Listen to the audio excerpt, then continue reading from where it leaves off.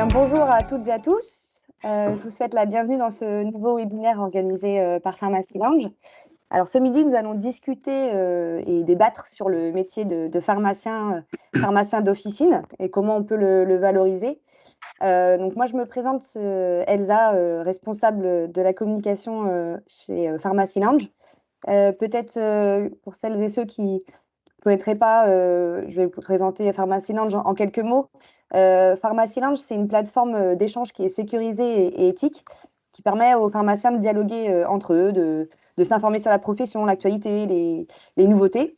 Tout est centralisé en un seul et même endroit. Vous avez par exemple accès à une base de données de médicaments en ligne, un annuaire qui géolocalise vos confrères et consoeurs, une rubrique d'offres d'emploi en partenariat avec Team Officine.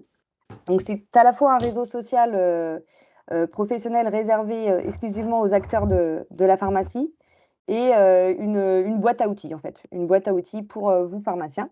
L'inscription, elle est simple, elle est 100% gratuite. Il vous suffit d'avoir votre numéro d'RPPS ou votre carte étudiant si vous êtes étudiant. Et aujourd'hui, vous êtes plus de 3000 pharmaciens à échanger de manière sécurisée.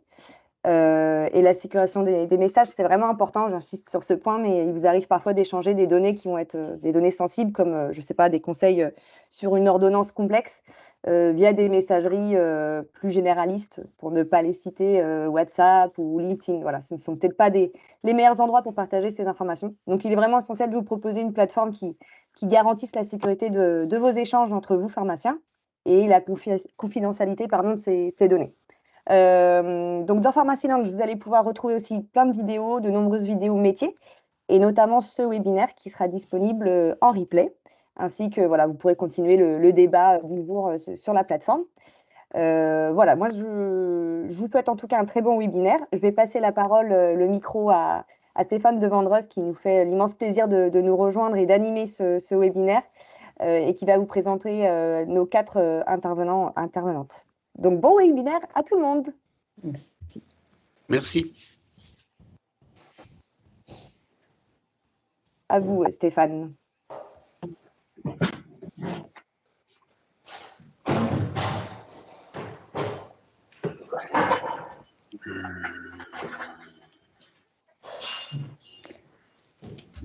Je dis bonjour à Hélène que je vois en caméra. Salut. Salut.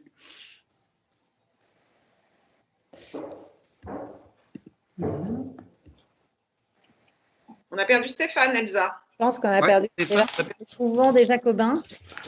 On a un peu la beauté des lieux qu'il est parti. On a perdu même du journaliste.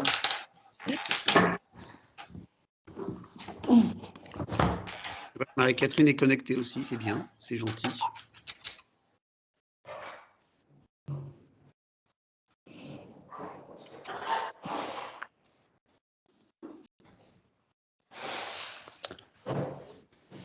Ah, bah, voilà mon ami Bruno, super. Bonjour à tous. Est-ce que oui, ça va, on m'entend? J'entends Jean-Claude. Ah, ça y est, je vous ai retrouvé.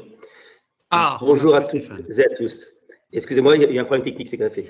Bien, bonjour à toutes et à tous. Merci Elsa pour cette introduction et merci de votre patience. Donc, comme le disait Elsa, nous sommes ici pour parler du métier de pharmacien d'officine. A priori, un beau métier, serais-je même tenté d'ajouter. Un beau métier parce que d'abord, depuis 1999, c'est un métier qui est en pleine mutation. Alors, je ne vais pas refaire l'historique complet, mais vous savez qu'en 1999, le droit de substitution a été reconnu aux pharmaciens. C'est-à-dire qu'en fait, ça les a fait passer du statut, et ne déplaise aux pharmaciens d'officine qui sont parmi nous, de pousseurs de boîte à celui de professionnels de santé au sens propre. Et puis depuis, l'eau a coulé sous les ponts et de dispensateur de médicaments, le pharmacien est devenu en plus acteur de nouvelles missions dans le cadre conventionnel, dans le cadre extra-conventionnel. Et puis, on a eu la Covid qui est intervenue. Et alors là, c'était encore une pierre de plus au mur de la nouvelle pharmacie. Et donc, on a aujourd'hui un métier avec des professionnels de santé qui sont multitâches, j'allais dire, véritable couteau suisse du système de santé. Bref, de quoi séduire tout le monde. Et pourtant derrière cette présentation positive, il faut quand même noter que le nombre de pharmacies est passé sous la barre des 20 000, alors qu'il y a 5-7 ans, on était encore à 24 000. une dizaine d'années à 24 000. Aujourd'hui, on est à moins de 20 000, 19 900 pour être précis. Et puis, ça ne s'arrête pas là. Il y a également les facs de pharmacie. Aujourd'hui, il y a à peu près 1500 places manquantes. L'année dernière, 500 places manquantes. Cette année, encore 500 places manquantes. Ça veut donc dire que dans 5 à 6 ans, on va avoir un creux dans les pharmaciens qui sortiront diplômés des facs. Et puis, les nombres d'enseignants est également en baisse. Et puis, je passerai rapidement sur l'image déplorable qu'a laissée la dernière ministre de la Santé officinale, qui finalement s'est fait rattraper par la patrouille, mais elle n'était que l'illustration de pratiques délétères dans l'univers de la pharmacie. Bref, quand je vous dis tout ça, je vous signale juste que le métier de pharmacien, qui est naturellement un beau métier, aujourd'hui a une image qui n'est pas aussi florissante. Alors, ce serait trop simple de s'arrêter là. C'est pour ça que nous sommes réunis aujourd'hui et pour en discuter, j'ai le plaisir d'accueillir 4 intervenants, 4 spécialistes du monde de la pharmacie, d'autant plus que 3 d'entre eux sont des pharmaciens d'officine. Alors, je vais commencer par Delphine. Delphine Lemonnier. Je dis donc Delphine Lemonnier, vous êtes pharmacienne d'officine, normande d'origine, bretonne de cœur et aujourd'hui installée à Dinard, ce qui n'est pas quand même trop désagréable comme lieu d'exercice. À vos côtés, nous avons Guillaume Cotter. Vous êtes de l'autre côté de la France, puisque vous êtes diplômé de la fac de Strasbourg. Vous êtes sorti en 2010. Vous êtes titulaire d'ailleurs à Strasbourg. Et puis, vous avez une corde pharmaceutique supplémentaire à votre arc, puisque vous êtes passionné de phytothérapie et que vous avez d'ailleurs créé les jardins aromatiques, si je ne m'abuse. Je vous en parlerai un peu plus tard. Et puis, à côté de vous, Jean-Claude Potier. Jean-Claude, vous êtes un ex-titulaire. Je ne vais pas vous mettre à la retraite, mais vous avez vendu votre officine, qui était, elle, basée dans le Nord, si je ne m'abuse, dans une petite bourgade qui s'appelle Mamie, avec un Y à la fin, à côté de Lille, pour faire simple. Lille, d'où vous êtes sorti diplômé en 86. Et entre-temps, comme vous n'êtes pas oisif de nature, vous avez décidé de reprendre la présidence d'un groupement. Vous êtes en train de fusionner ce groupement avec un autre groupement. Vous êtes secrétaire de FEDERGI, qui est le syndicat des groupements, et puis vous êtes même membre du conseil d'administration de Pharmasystème Qualité, l'association en charge de promouvoir la qualité dans le monde officinal. Et je termine par notre 4e intervenante, Cécile. Je finis par vous, la galanterie, vous me pardonnerez ce manque de galanterie, mais vous êtes la seule pharmacienne de la bande, la seule non-pharmacienne, pardon, si j'ose dire, voilà. Mais vous avez quand même parfaitement votre place ici, puisque vous êtes spécialiste de la e-santé, même je crois même que vous êtes fondatrice d'un collectif autour de la e-santé. Et surtout, vous avez eu la bonne idée de créer les trophées de la pharmacie, dont vous nous parlerez tout à l'heure, ces trophées visant à récompenser des officinaux et surtout à promouvoir l'image de la pharmacie d'officine. Voilà. Alors, maintenant que vous savez à qui nous avons affaire, on va rentrer dans le vif du sujet et j'ai envie de vous demander, je commencerai par Delphine, si vous le permettez, messieurs. En 2 mots, Delphine, comment définiriez-vous votre métier aujourd'hui de pharmacien d'officine ? Il est varié et passionnant. Voilà, c'est vraiment… c'est vraiment ça. Chaque journée est différente, chaque heure est différente. Pour moi, c'est comme un théâtre. On ouvre le rideau le matin et le rideau de fer en est l'image. Hein, et voilà, et il se passe des choses dans nos officines. Et voilà, il est passionnant parce qu'on a plein de missions, parce qu'on a plein de rôles à jouer. Voilà, rien que ce matin, j'ai vécu plein d'aventures avec plein de patients différents. Donc, je pense que c'est un métier qui est très vivant. Donc, voilà, je suis passionnée par mon métier. C'est pour ça que je suis là, je crois. Ça se sent. Guillaume, êtes-vous également un passionné de votre métier ?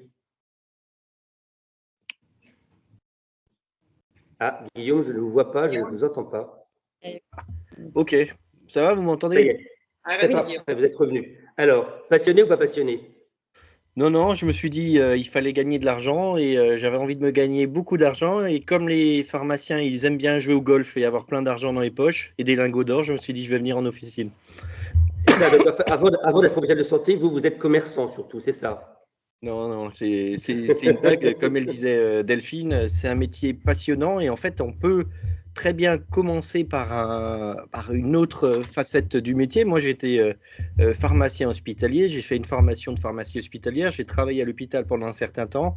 Et je me suis retrouvé à l'officine comme ça, du jour au lendemain. Il y a plein, justement, avec un métier, avec un diplôme unique, on peut vraiment voir toutes les facettes, que ce soit l'officine, que ce soit l'industrie, que ce soit l'hôpital. Et voilà, on a un métier qui est vraiment très bien, qui est très passionnant.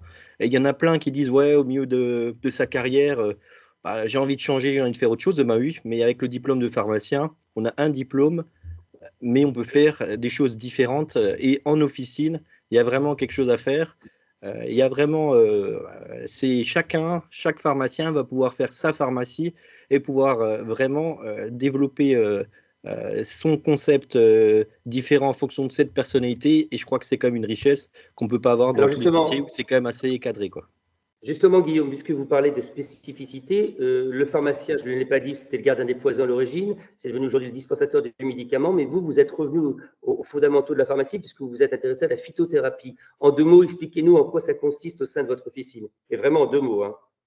Bon, alors comment est-ce qu'on peut revenir à faire de la phyto? En fait, premièrement, les plantes, c'est l'origine de tous les médicaments. Donc voilà, et après derrière, on peut développer à la fois ce côté médecine personnalisée. Cette médecine personnalisée, on peut la faire encore à l'officine avec des préparations. Donc moi, je fais encore des préparations de tisanes, des plantes, des extraits de plantes. Et c'est vraiment, on va dire, une variété et une diversité qu'on ne peut plus faire avec les médicaments parce que c'est vrai que c'est beaucoup plus compliqué maintenant de faire des préparations. Et ça vous permet de développer une relation de proximité avec vos patients, j'imagine aussi, non? C'est ça, ça permet vraiment d'écouter la personne. En fait, c'est ça, c'est faire vraiment ce qu'on appelle de la médecine intégrative. La médecine intégrative, c'est quoi? C'est d'utiliser toutes les possibilités pour soigner et justement à la fois les médicaments classiques, à la fois les médicaments en phytothérapie, mais également aussi partir dans la e-santé comme Cécile est spécialiste. Et donc justement, c'est vraiment le métier de pharmacien, c'est vraiment qu'on puisse tout faire et qu'on puisse le développer selon ses spécificités, selon son appétence à vouloir faire ce qu'on veut, quoi. Jean-Claude, vous avez là 2 pharmaciens indépendants. Tous les pharmaciens sont indépendants, mais indépendants dans le sens où ils ne sont pas forcément membres d'un groupement qui viennent de s'exprimer. Pharmacien que j'ajouterais épanoui, semble-t-il. Vous-même, qui aujourd'hui est un jeune retraité heureux, étiez-vous un pharmacien épanoui? Je ne suis pas retraité du tout. Non, mais vous êtes retraité d'officine. Vous êtes retraité d'officine, vous avez vendu. C'est pas parce que j'ai été radié à l'ordre pour avoir vendu mon officine, j'en veux à l'ordre, parce que je trouve que c'est vachement vexatoire d'être radié du Conseil de l'ordre. Je suis toujours docteur en pharmacie. Je suis comme Delphine, Guillaume, Caroline, Hélène et Bruno qui sont de DPGS, mon groupement, notamment. On est tous des pharmaciens passionnés par notre métier. Simplement, c'est que la vie a fait que j'ai dû vendre mon officine juste avant le Covid et que, en ayant fait le pharmacien plus président de DPGS pendant 18 ans, il a fallu que je fasse un choix. Et ce choix s'est reporté sur mon groupement pour que le groupement tienne la route avec le Covid. Voilà. C'est de cela dont je voulais vous parler, que vous nous parliez plus exactement. Je le disais, votre consoeur et votre confrère sont pharmaciens entre guillemets indépendants. Vous avez fait le choix de travailler au sein d'un groupement. Ça consiste en quoi être pharmacien membre d'un groupement? Il y a les croyances, il y a groupement et groupement. Moi, ce que je veux faire comprendre, c'est ça. C'est d'ailleurs comme ça. Alors, non, c'est encore autre chose. Delphine et Guillaume, on ne s'est jamais vus vraiment physiquement, c'est connu. Caroline, c'est pareil. On a parlé ensemble, on avait les mêmes atomes crochus, c'est-à-dire la profession par elle-même, le pharmacien de comptoir. Il ne faut pas croire que je ne regrette pas mon métier d'être au comptoir et de conseiller et de vivre des aventures passionnantes comme Delphine les vit au quotidien. Voilà, encore. Parce qu'elle l'a exprimé, j'aime bien quand elle s'exprime comme ça. DPGS était né en 98. On était 90. 90, nous n'avons plus malheureusement, avec cette évolution de cette profession vers les fonds de pension, les grossistes répartiteurs, les machins, enfin tout ce qui est nébuleux, un groupement de 90 coopératifs ne peut plus tenir. Donc, on s'est rapproché d'Apsara il y a 4 ans. Donc, on était devenu une fédération de groupements indépendants dans la même philosophie, c'est-à-dire agir ensemble pour que le pharmacien garde son indépendance financière et son indépendance professionnelle. Moi, je déteste les flux poussés. J'estime qu'on ne peut conseiller que ce qu'on connaît, ce que l'on croit, et pas ce qu'on nous oblige. Voilà. Et je suis choqué de voir ce métier aller vers des consortiums, des enseignes, où en fait tout est dirigé, tout est imposé, et pour enrichir des fonds de pension ou des gens qui sont plus ou moins bien intentionnés, même pharmaciens, qui s'enrichissent sur le dos de tout le monde. C'est pas ma façon de faire, c'est pas ma croyance. Voilà. Delphine, vous entendez Jean-Claude critiquer la financiarisation du métier de pharmacien, financiarisation qui était encore rappelée hier lors du colloque de l'USPO, l'un des 2 syndicats majoritaires et représentatifs de la profession, qui était rappelée il y a 15 jours aux rencontres de l'officine, bref, qui est martelée depuis des années, mais qui semble aller croissante. Est-ce que selon vous, Delphine, ce serait l'une des causes de ce que j'ai cité en introduction, c'est-à-dire ce désamour de certains vis-à-vis du métier de pharmacien? Alors, je ne sais pas si c'est le désamour. Alors, moi, pour préciser, je fais partie d'un groupement un peu lié avec mon grossiste. Je suis partie de Cohen Farm, mais on a choisi ça aussi parce qu'on est très indépendant et que, voilà, donc on a une façon de fonctionner assez indépendante. Je pense que ce soit forcément la cause. On entend parler de cette financiarisation depuis des années. Et pour autant, tous les pharmaciens que je rencontre là sont souvent indépendants. Ou alors c'est parce qu'on discute entre nous que parce qu'on est indépendant. Mais je pense que quand même, c'est pas forcément ça. Je pense que le problème de notre métier, c'est qu'il n'est pas connu en fait. Je pense que c'est vraiment ça. On commence à s'en rendre compte. Mais pour avoir des enfants qui, comme je suis toute jeune, ont fait Parcoursup, eh bien, les métiers de la pharmacie ne sont pas représentés. J'ai même eu des amis de ma fille qui me disent, mais en fait, c'est quoi pharmacien? Donc, je suis assez choquée que dans les collèges, dans les lycées, très peu. Alors moi, je suis sur le secteur depuis 12 ans. Je n'ai jamais été contactée ni par aucun collège, ni par aucun lycée pour représenter ma profession auprès des étudiants. Et je trouve ça, des lycéens ou des collégiens, même des collégiens, parce qu'il faut commencer tôt. Eh bien, je pense que déjà ça, l'image, comme on l'a dit, du pharmacien pousseur de boîte, on a beau être des portes ouvertes tous les jours. On ouvre du lundi, donc les gens peuvent rentrer. Moi, je les accueille. S'ils veulent venir voir le robot, voir comment on fonctionne, il n'y a pas de problème. Mais je pense que c'est ça, on ne connaît pas notre métier. Donc, on a cette image. Alors, Guillaume disait humoristiquement golf, tiroir caisse. Mais je pense qu'on s'en sort parce que depuis le Covid, les gens ont évolué là-dessus. On est plus. Oui, mais Delphine, le Conseil de l'ordre, le CNOP, le Conseil national de l'ordre des pharmaciens, a pourtant lancé à 2 reprises et à 3 ou 4 années d'intervalle des campagnes de promotion. Ça veut donc dire que ça ne marche pas? Ah non, ça dépend comment elles sont diffusées. Or, malheureusement, elles n'ont pas été diffusées à grande échelle. Elles ont été diffusées internes. Donc, comment voulez-vous, Stéphane, qu'on puisse parler d'une profession qui, comme a dit Delphine, n'est pas déjà envisagée au collège? Si on ne commence pas à faire connaître notre profession au collège et après au lycée, si avec Parcoursup, on a le concours qui nous a plombé aussi, ce fameux PACES, où on a malheureusement des gens qui sont motivés pour être pharmaciens, mais manque de bol, on ne remplit pas les cases, on ne peut pas faire pharmacien. Et on se retrouve avec d'autres qui voulaient être médecins, kinés et autres, qui se retrouvent chez pharmacien par obligation. C'est là où ça ne va pas. Et même chose pour les préparateurs en pharmacie. J'ai cette chance de faire des cours. Pardon, Delphine, je termine 30 secondes, après je te laisse la parole. Même chose pour les préparateurs. J'ai la chance depuis le début de l'année de faire des cours au CFA de Douai en DOST 1 et DOST 2. Ils ne sont pas forcément motivés, c'est parce qu'il faut bien travailler. Et ils ont complété une pénurie de personnel où des pharmaciens leur ont dit viens chez moi pendant 2 ans. Comme ça, on a du personnel et pas forcément pour faire des bons préparateurs. Voilà. C'est un problème de formation. Delphine, vous êtes d'accord avec ce que dit Jean-Claude? Ça correspond au quotidien? Moi, j'ai été il y a 1 ou 2 ans, j'ai vu une dame qui est venue me prendre par l'épaule à une soirée en me disant « Oh là là, est-ce que tu peux consoler ma fille parce qu'elle a eu pharma? Tu peux lui dire que tu as un beau métier. » J'ai halluciné quand même. J'ai eu la même chose l'année dernière. J'ai eu la même chose. Guillaume, je vous sens dubitatif. Guillaume, je vous sens dubitatif. Mais en fait, je vous vois hocher de la tête. Et en fait, il y a une question d'image du métier de pharmacien avec un pharmacien qui est présenté comme vieillissant, qui a plein d'argent, qui est un nanti et qui fait un travail, on va dire, je vais pas dire, qui n'est plus d'actualité par rapport au contexte qu'on a maintenant. Et en fait, le gros problème, c'est que on est d'abord professionnel de santé et on ne sait pas se vendre. Aussi, après, c'est d'un point de vue réglementaire, on n'a jamais eu le droit de faire de pub ni rien du tout. Mais derrière, même l'ordre des pharmaciens, quand ils font leur campagne, c'est des campagnes qui datent d'il y a 20 ans. C'est pas du tout de la campagne moderne. C'est pas du tout. Ça donne pas envie, quoi. C'est has-been, quoi. Alors, justement, Guillaume, comme toute action démarre chez soi, comment est-ce que vous, dans votre officine strasbourgeoise, vous avez su mobiliser vos troupes, faire en sorte de ne pas pâtir, ce que vous m'avez expliqué quand on a préparé cette table ronde, de ne pas pâtir de manque de personnel, parce qu'aujourd'hui, c'est un autre problème que j'aurais pu évoquer. Aujourd'hui, les pharmaciens peinent à recruter. Comment avez-vous fait, vous, pour fidéliser vos troupes, pour les faire venir et pour que tout le monde soit heureux à Strasbourg?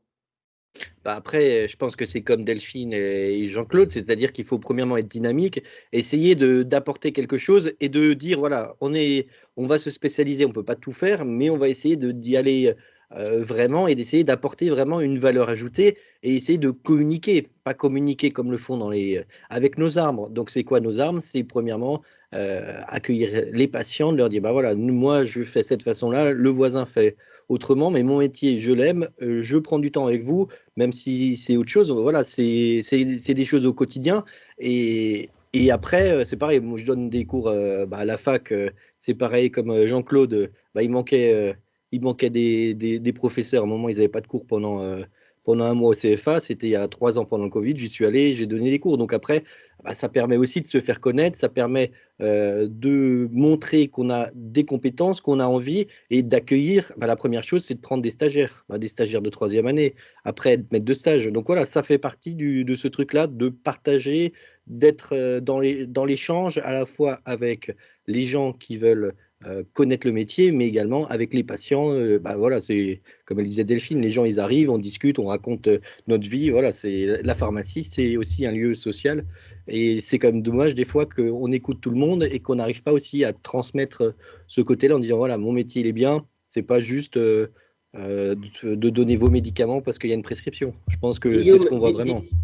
Guillaume, diriez-vous que le fait de prendre des stagiaires, de donner des cours, ça vous a permis également de faire venir et de garder des gens chez vous, des gens que ce soit des préparateurs ou des pharmaciens?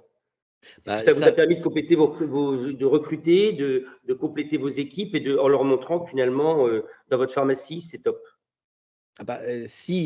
Si on fait ni de communication et on fait pas venir les gens et qu'on forme pas, c'est clair que on n'a personne. Donc ça, c'est clair que aussi pendant un certain nombre d'années, les pharmaciens ne prenaient pas d'apprentis parce qu'ils disaient ou alors ils les prenaient uniquement à la place du personnel pour économiser.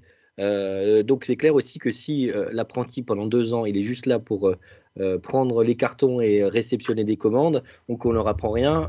Et ils ne voudront pas rester chez nous, ils vont dire ce métier, c'est compliqué. Là, on le voit bien dans les CFA, il y a un certain nombre de confrères qui les prennent uniquement à la place d'un autre poste, qui font que de la réception, et il y a quand même un taux d'abandon qui est quand même assez élevé. Je ne sais pas exactement chez toi, Jean-Claude. De découragement, tout à fait. Ouais, tu as combien de pourcentage d'arrêt, mais le pourcentage il est quand même élevé, je ne sais plus, c'est peut-être 30% chez nous, je sais plus. Et en 2e année, c'est ce que j'allais dire. En 2e année de DOST, ils sont à peu près à une trentaine de pourcents. Et là, en 1re année, on commence très fort aussi. C'est quand même énorme et ça prouve qu'il faut à la fois retravailler les cours. Là, c'est pareil, les cours, là maintenant, ils ont changé le programme pour les DOST, mais ça faisait 20 ans quand même. Par exemple, je donnais les cours de phyto et de pharmacologie et tout ça. Mais par exemple, en phyto, on ne parlait pas des huiles essentielles parce que ce n'était pas au programme il y a 20 ans. Tu te dis, mais attends, c'est quand même un truc que tu as. Et après, il y avait des commentaires techniques d'ordonnance, ça se faisait, mais c'était pas. Enfin bref, c'est comme la fac de pharma où on voit aussi que le métier de pharmacien doit évoluer, que ça soit au niveau de l'apprentissage, que ça soit au niveau des stages. Et là, on voit que les réformes, elles essayent de passer, mais que derrière le gouvernement. Donc, il faut complètement moderniser à la fois l'enseignement, à la fois ce côté aussi maître de stage et impliquer beaucoup plus les pharmaciens pour qu'ils transmettent un vrai savoir officinal. On voit qu'il y a leurs équipes. Et leurs équipes. Les équipes, parce que là vous parlez. S'il vous plaît, Jean-Claude, là on voit que donc il y a un vrai savoir-faire dans les officines qui existent. On pêche sur le faire savoir, mais est-ce qu'il n'y a pas également quelque chose à faire sur l'image de l'officine qui parfois peut paraître comme une petite boutique désorganisée, je n'oserais dire bordélique, mais c'est un peu ça. Et je crois que vous, en tant que comment dirais-je, président de groupement, vous avez beaucoup travaillé sur ce qu'on appelle la qualité, qui permet aujourd'hui de mieux organiser, non? Oui, tout à fait, avec la démarche qualité et PHSQ, oui, c'est ce qu'on essaye de faire. Mais c'est pareil, le pharmacien, quand on va lui dire il faut faire la démarche qualité, oui, mais ça a un coût. Ça a un investissement personnel. Ça va me C'est ce que me dit Delphine. C'est ce que me dit Delphine en préparant la table ronde. Ça va me désorganiser mon quotidien.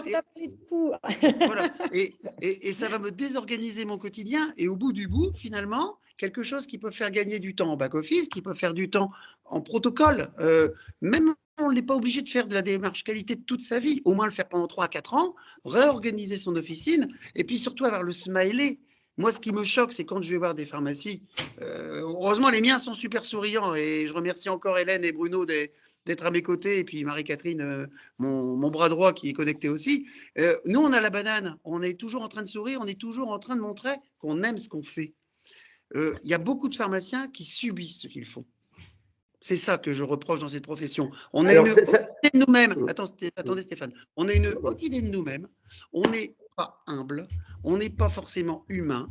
On est prétentieux. On veut pulvériser le confrère, alors que c'est pas comme ça qu'on veut faire. C'est un problème d'attitude et d'état d'esprit. Si on est humain, si on est à l'écoute, si on est bienveillant, si on fait de l'écoute active, c'est déjà beaucoup plus simple pour ces patients de les fidéliser plutôt que d'essayer de les accrocher par le prix.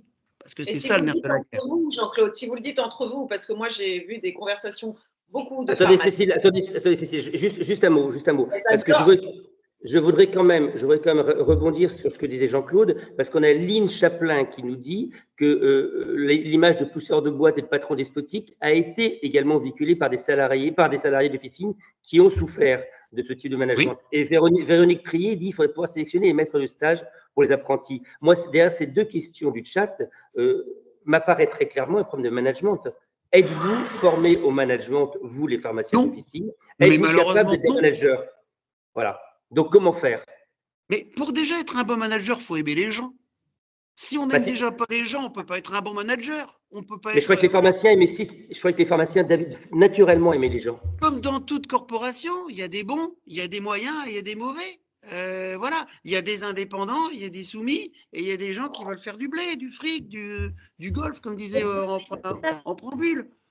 Ouais. Dans les apprentis également, il y a des enfants, il y a des élèves qui n'aiment pas les gens. Moi, je leur dis toujours, vous voulez faire ce métier, est-ce que vous aimez les gens? Parce qu'ils vont rentrer tous les jours dans la pharmacie. Vous en avez derrière, vous en avez devant, et tous les jours, vous allez voir des gens. Donc, si vous n'aimez pas les gens, ne faites pas ce métier. Ne faites pas ce métier. C'est pas pour vous. Donc, c'est aussi ça, hein, la réalité. Je pense qu'en plus, il y a des recherches des personnes maintenant par rapport au bonheur au travail et tout ça. Il faut se dire aussi que nous aussi, on a beaucoup de choses à gérer et qu'on ne peut pas non plus être responsable, enfin, nous accuser de ne pas rendre les gens heureux à leur travail parce que ça vient aussi de leur fait aussi. Et moi, souvent, je vois les apprentis viennent… Même si on leur donne des tâches, même le stagiaire de 3e, il est plus ou moins investi, il nous parle plus ou moins, il est assis sur une chaise avec son téléphone que je lui interdis, mais il l'a quand même. Enfin, voilà. Et donc, c'est vrai que je trouve que voilà, il ne faut pas nous dire tous les maîtres, toutes les pharmacies ne sont pas aussi bienveillantes, mais je trouve que l'attitude aussi du jeune qui apprend, ils attendent beaucoup de nous. On leur a dit il faut être heureux au travail, il faut avoir du temps libre, il faut bien gagner sa vie. Et du coup, ils arrivent en pharmacie, ils ne se retrouvent pas trop là-dedans et ils nous demandent, ils nous beaucoup d'énergie finalement et ils ne nous la rendent pas puisqu'ils finissent par abandonner. Donc c'est vrai qu'il y a quelques fois un peu découragé, quoi. Cécile, vous avez entendu quand même pas mal de témoignages. J'imagine que ça vous donne du grain à moudre pour vos trophées de la pharmacie. Alors justement, ces fameux trophées en 2 mots, ça consiste en quoi? Alors, les trophées de la pharmacie est un événement qui valorise et récompense les pharmaciens. On a créé 6 catégories. Et en fait, c'est un questionnaire qui est envoyé à tous les pharmaciens de France pour leur dire, mais vous faites tous les jours des choses formidables. Et je vais reprendre tout ce que vous avez dit, mais personne ne le sait. Donc, pharmacie, le moins connu des métiers connus, nous, on a bien vu ça. Donc, on s'est dit, on va les valoriser. Sauf que, moi, je vais vous dire, les pharmaciens, j'en vois tous les jours. J'ai des groupes WhatsApp de pharmaciens, de pharmaciennes, de mixité de pharmaciens.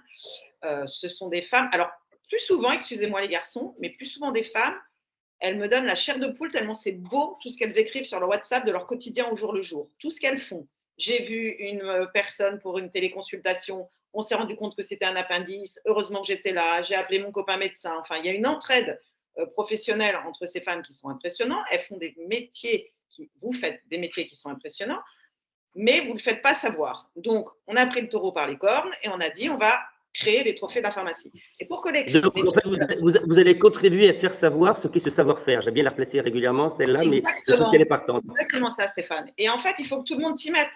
Et nous, effectivement, en France, je suis le groupement A. Ah ben non, le groupement B ne va pas le faire. Je suis tel répartiteur. Ah ben non, l'autre répartiteur ne va pas le faire. En fait, vous êtes tous cloisonnés. Et après, vous avez des éléments, genre les trophées de la pharmacie et qui décident en fait de réunir tout le monde. Donc, que ce soit les groupements, les répartiteurs, les fédérations, la presse. En fait, il faut que tout le monde aille dans le même sens et porte l'événement en disant « bah oui, on est là pour valoriser le métier de pharmacien ». Parce que le métier de pharmacien, c'est quoi? Effectivement, c'est un métier de commerçant, un métier de professionnel de la santé qui est là 7 jours sur 7, 24 heures sur 24, qui est une profession réglementée. Donc, c'est un métier magnifique de commerce, de RH, de recrutement, de marketing, des achats. Donc, c'est un métier magnifique. Il faut le faire connaître. Donc, pour le faire connaître, les trophées de la pharmacie sont mis en place il y a 2 mois. Voilà. Il suffit simplement de concourir. On ne demande pas à être les meilleurs. Vraiment, non, mais concrètement, Cécile, comment on concourt? Comment on fait? Il faut aller sur lestrophèesdelapharmacie.org. Là, vous mettez « Je participe », le nom, le prénom, le nom de la pharmacie avec la ville, parce que des pharmacies de la République, il y en a à peu près dans toutes les villes. Donc, il faut la ville. Et là, il y a des catégories. Voilà, les nouvelles missions, le numérique en santé, la communication envers les patients, etc. Et on n'est pas obligé de concourir dans chaque 6 catégories, c'est bien ça? 6 catégories. Voilà, 6 catégories. 6 catégories. On remplit le fichier directement en ligne. Oui, non. C'est du oui, non. OK. Ensuite, c'est un jury qui va jauger de la qualité des dossiers. Jury indépendant composé de combien de membres? Alors, il y a la FSPF, l'USPO, GERS Data, très important pour moi, des pharmaciens indépendants titulaires qui vont avoir tous les dossiers. La remise des trophées sera à Pharmagora. Alors, ce n'est pas du show-off, on n'est pas là pour briller, on est là pour valoriser. Donc, mais c'est quand Pharmagora? C'est le 9 et le 10 mars et la remise des trophées aura lieu le 10 mars à 11h. Parfait. 10 mars à 11h. Donc, les officinaux ont jusqu'à quand pour concourir en ligne? Jusqu'au 25 février sur 25 février. Donc, 17 jours encore et 3 semaines après, on sait on nommera les récipiendaires, comme on dit. Les récipiendaires seront nommés et un joli trophée sera remis avec après, effectivement, toute la communication associée pour faire briller les actions que les pharmaciens ont faites. Bon, Delphine, Guillaume, vous allez concourir ou pas? Tout à fait. mais on prend tout ce qu'on nous donne. Alors à la fois, c'est aussi une communication encore une fois interne, parce que c'est vrai que je ne sais pas comment ça va être ressorti, parce que je vois tous les matins quand j'allume mon LGO, je vois les trophées de la pharmacie, donc ça reste en interne, voilà, donc je ne sais pas comment ça va être déployé pour que le maximum de personnes, notamment au niveau des facs, au niveau des apprentis, on puisse être reconnus, mais c'est vrai que tout ce qui peut nous valoriser, on a envie de le faire, bien sûr, ce serait quand même, on nous donne des armes, il faut les utiliser, et après, je ne sais pas si ça suffira. Moi, je suis vraiment dans une démarche très active pour faire connaître mon métier, parce que voilà, je communique beaucoup sur les réseaux, parce que c'est la petite zone non réglementée, on va dire, où on a le droit un peu, voilà, sans dire que notre voisin, qu'on est meilleur que le voisin, on a le droit de communiquer. Donc moi, je les utilise beaucoup. Voilà, avec mes patients, on a notre petit réseau Facebook, et puis voilà, ils aiment bien suivre les aventures de la pharmacie. Donc voilà, on essaie de sortir ça un petit peu, et puis voilà. Puis j'ai commencé à prendre mon téléphone, et je crois que je vais prendre mon bâton de pèlerin pour aller dans les collèges et les lycées, dire moi je suis là, je veux parler, je veux qu'on me donne la parole. Ça commence, je commence à avoir des retours. Je me dis que peut-être que voilà, mais c'est vraiment individuel, et c'est vrai que je comprends. On a beaucoup d'instances qui s'occupent de nous, il faut le dire, sans polémique aucune. Mais on a l'ordre qui veille à l'ordre. On a les syndicats qui s'occupent de la convention. On a les URPS remis un petit peu en question. Et en fait, on se dit, mais en fait, qui s'occupe de ça, en fait? En fait, on a plein de gens qui gravitent autour de nous, des fois qu'on paye même assez cher, Et on se dit, mais en fait, eux, ils ont quand même les moyens de… Je veux dire, les URPS, elles sont faites quand même pour être en relation avec l'ARS, pour faire des missions de santé, mais sont aussi là pour nous représenter. Hein, c'est l'URPS des pharmaciens. Donc, ce serait bien à un moment que tout le monde mette son petit budget là, en commun et fasse une belle action et pas seulement faire des affiches pour mettre dans nos officines.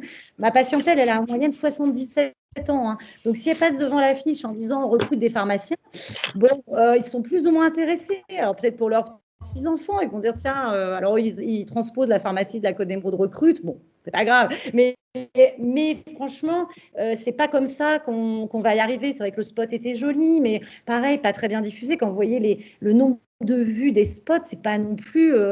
Donc, c'est quoi? C'est les étudiants, ils le regardent entre eux, mais ils sont déjà dans la filière. Donc, oui, il faut qu'on réfléchisse ensemble. Justement, Delphine, je me permets, parce que je pense qu'on a perdu Stéphane.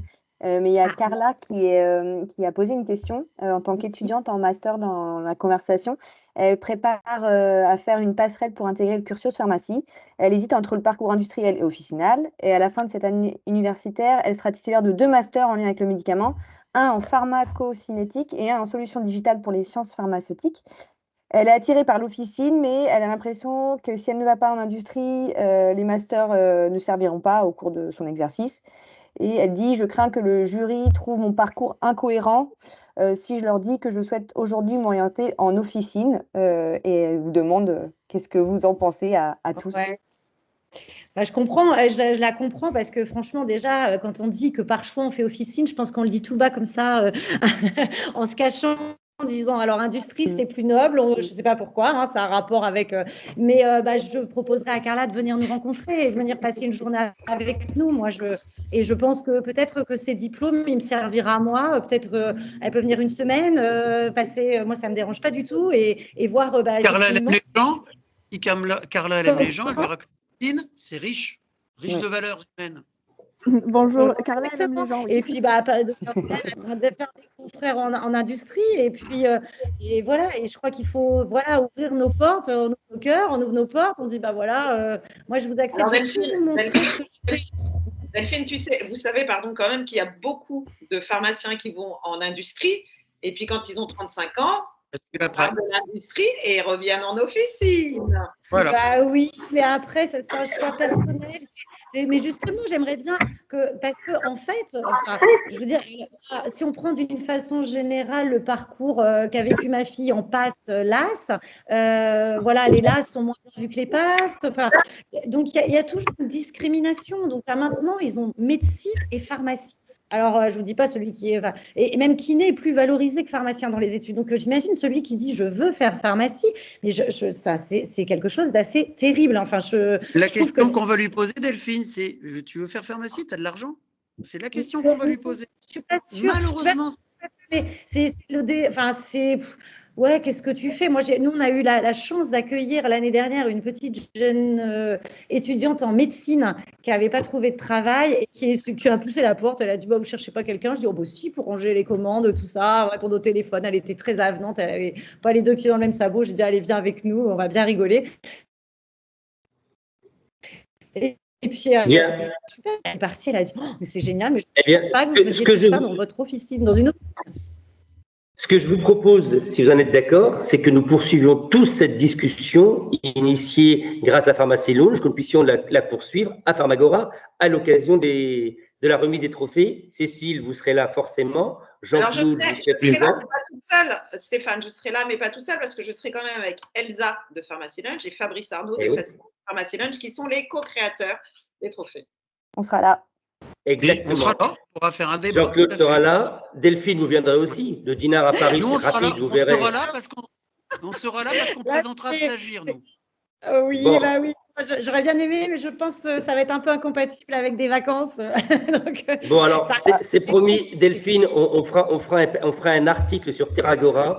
Comme ça, vous pourrez voir au moins comment sont passées la remise des trophées. Et puis, d'ici là, j'espère bien que nos amis, confrères et consoeurs et confrères de la presse médicale pharmaceutique, en l'occurrence du Moniteur des pharmacies et du quotidien des pharmaciens, nous soutiendrons également pour parler des trophées. Stéphane, attends, 2 secondes, si je pouvais juste intervenir. Vas-y, Guillaume. Mais je dirais pour rebondir juste pour finir le truc avec Delphine.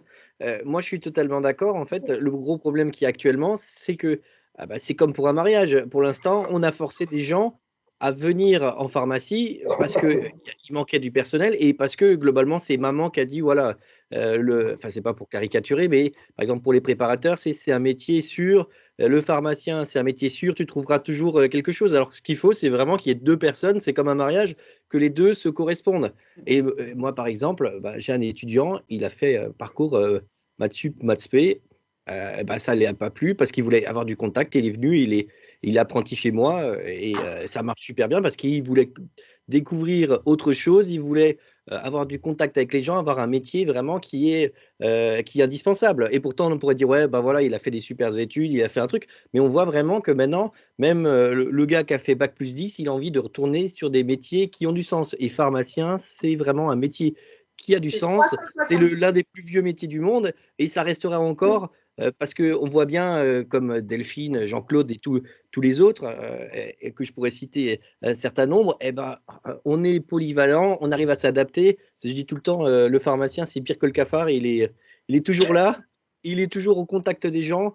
Le métier existe depuis 1000 ans, 2000 ans, et il va encore continuer. Maintenant, on parle justement de la e-prescription, de la e-santé, mais on revient avec des valeurs anciennes en faisant vraiment des plantes et tout ça, et on voit que le métier est varié et qu'on continuera à exister et qu'on peut donner envie. Et il faut chercher justement des personnes qui correspondent à ces valeurs-là. Et il y a un gros problème de valorisation, y compris à la fac, je finis là-dessus, parce que justement, les gens, quand ils viennent en officine, quand tu vas en fac de médecine, à la fin, tu es médecin, tu vois des patients. Un médecin, il voit des patients. Un pharmacien, il donne des médicaments au contact des patients. Donc, c'est un pharmacien d'officine. Donc là, en industrie, tu es pharmacien, mais pour moi, c'est pareil que les gens qui font du contact autour. Le pharmacien, il donne des conseils pharmaceutiques, il fait de la prévention, il fait du premier recours. Donc, je ne vais pas être méchant avec mes amis qui sont en industrie. Le vrai métier de pharmacien, c'est pharmacien d'officine, au contact avec les gens et qui veulent